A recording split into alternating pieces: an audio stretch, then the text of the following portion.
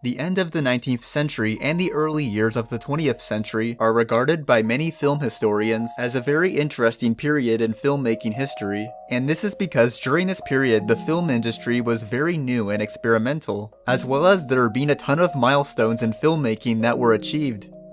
Some of the most important filmmaking milestones that were achieved in the late 19th century and early 20th century include the first recorded motion picture, the first film to be publicly exhibited and feature actors performing their given roles,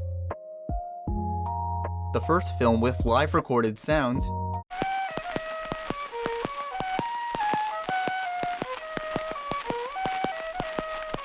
the first sci-fi film, the first Western film, the first feature film, the first animated cartoon, and the first feature film with recorded dialogue. Wait a minute, you ain't heard nothing yet. Wait a minute, I tell you, you ain't heard nothing. You want to hear Tootsie? All right, hold on. However, there's one milestone in filmmaking history that no one ever seems to bring up, unlike the milestones that I just mentioned. And that milestone is the first film to feature a legitimate execution of someone, which was achieved by an 1897 documentary known as The Hanging of William Carr.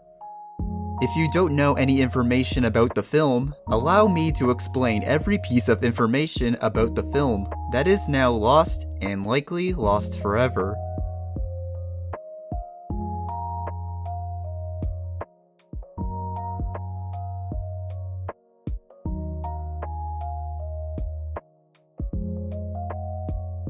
William Carr was a 37-year-old farm laborer who lived in Liberty, Missouri with his second wife Susan, 5-year-old daughter May, 3-year-old daughter Belle, and baby son whose name is unknown. Throughout William's life, he and Susan, who became the stepmother of William's children after his wife passed away 2 years prior, would constantly hate on their daughter Belle.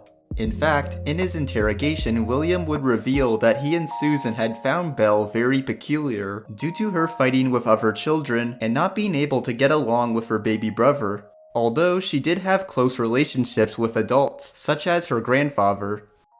William's neighbors would accuse him and his wife of abusing Belle, and eventually, on October 13, 1897, Susan could no longer tolerate Belle after an attempt to get Belle a place in the Sisters of Charity in Kansas City came to nothing, resulting in Susan demanding William to get rid of Belle or else she would leave him, to which William would comply and create a plan on focusing on traveling to Kansas City, where he would give Belle away to anyone who wanted her.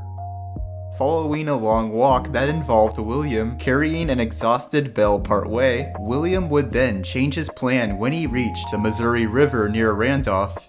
His original plan was to drown Belle by throwing her into a creek that led into the Missouri River. However, he discovered that the creek had dried up.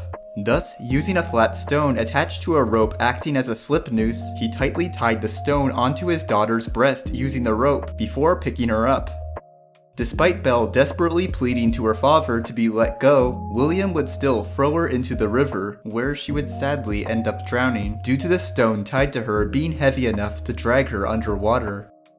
Following the murder, William Carr would take a train back to Liberty, feeling very satisfied that he had gotten away without any witnesses present, before later coming home and lying to his wife, telling her that he had given Belle to some movers, even though she actually drowned in a creek. Belle's body was later discovered on a sandbar in the Missouri River, and after at least 10 days of investigating, police would eventually arrest William at his home on October 25, 1897, and take him to Kansas City, so he would have no chance at getting possibly lynched in Liberty.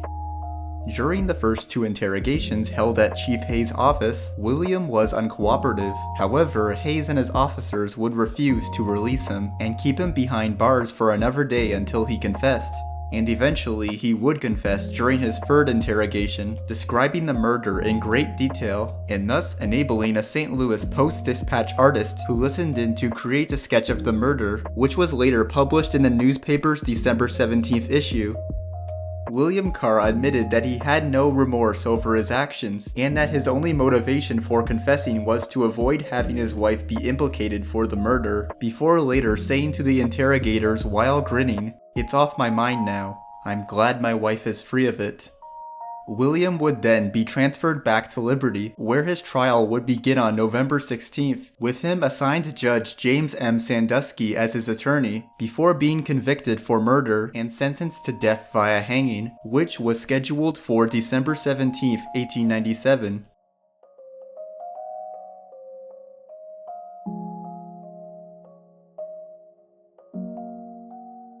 In William Carr's newly found infamy, he mentioned that he had received numerous calls while incarcerated in Kansas City, and the November 2nd, 1897 issue of the Kansas City Journal even suggested that some had even gave him treatment close to that of a hero. William's case would catch the attention of filmmaker Frederick Guff, who was a manager of the American Phonographic Company's Kansas City branch. In fact, the company had previously filmed a reproduction of Carr confessing to the murder via phonograph, which ended with William laughing and demanding payment for retelling the story. The film would make its premiere on November 6, 1897. However, that wasn't all that Frederick Guff wanted to film, since he and cameraman Percy Arnott wanted to go a step further by filming the execution itself. So he received permission to film the event, housing his equipment near the execution site of the Clay County Courthouse, and recording the occasion from a hole in the fence enclosing the gallows. By November 2nd, William's well-being was significantly declining because he was beginning to realize the seriousness of his predicament, resulting in him suffering poor sleeping patterns, as well as loneliness once he transferred back from Kansas City to Liberty. Susan was allowed to visit him, but not too often though, and she was unable to gift him food, as a sheriff named J.H. Heimer was concerned that her food might contain poison to kill him. A week before his execution, William would attempt to kill himself by ingesting pounded glass. However, his attempt at doing so failed, and after a restless night, he began his final day by requesting his wife to take care of his body, and started to break down as Bible excerpts were being read to him and a hymn was sung. The day before his hanging, William Carr had apparently converted to Christianity, and Sheriff Heimer was concerned that William's execution, plus others that were to occur shortly afterwards, might cause a growing crowd that is eager to see a child murderer's hanging, as well as others afterwards. Around 800 people were present to see William Carr get hanged, and many attempted to gain entry into the gallows yard, with some trying to break down the barricade, while others shouted at, and even attempted to bribe the sheriff. Hoping to achieve a clean execution, Sheriff Heimer asked William if he was ready, to which William would say he's ready, allowing Heimer to commence his hanging at 10:34 a.m. and kill him 2 minutes later, due to his neck having been broken upon being dropped. Some people who came to see the execution were surprisingly outraged, believing the execution occurred too quickly, while others were excitedly attempting to barge in and gain a closer look at William's body to see if he was actually dead. The crowd's disgraceful behavior would cause Sheriff Heimer and his deputies to intervene and order against any further violence, while some would break their way in and exit after seeing William Carr's lifeless body swinging back and forth. William was later buried in an unmarked grave somewhere in the Old Crowley Cemetery, and as for his wife Susan, she became an outcast, despised by many within Liberty, who believed she too had a direct role in Bell's murder, and was saved only by her husband's manipulation of events. William's other daughter, May, was put up for adoption a few days before her father's hanging, and his hanging was filmed only by Frederick Guff, because Percy Arnott had backed out at the last minute, since he refused to see the execution take place.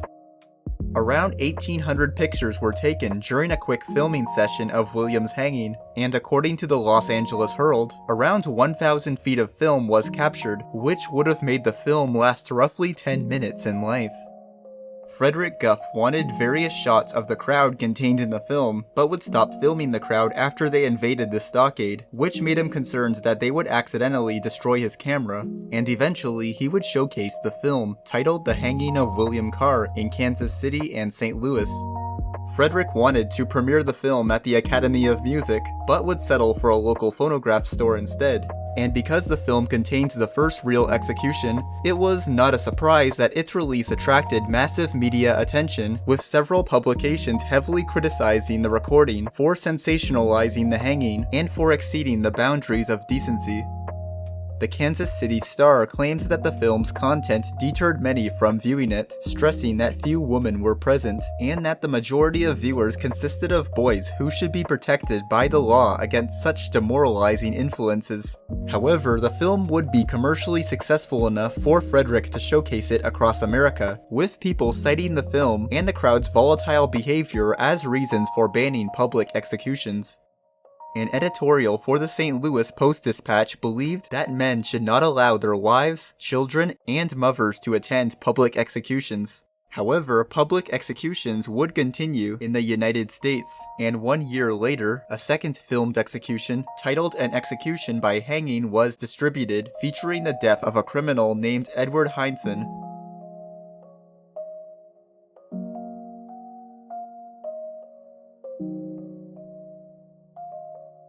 Despite the hanging of William Carr being a milestone in filmmaking history, no footage of it has resurfaced in its 125 years of existence, making it currently lost, or at the very least, not publicly available. Considering that around 75 to 90% of America's silent films have been declared as permanently missing, there's pretty much an impossible chance that the film will ever be found. However, a few photos of William prior to his impending execution can be found online. Given that the film is from the late 19th century and is pretty obscure, I highly doubt that it will ever resurface. However, only time will tell when the film is found, assuming that the film hasn't been destroyed. But for now, the hanging of William Carr will be considered an obscure piece of lost media.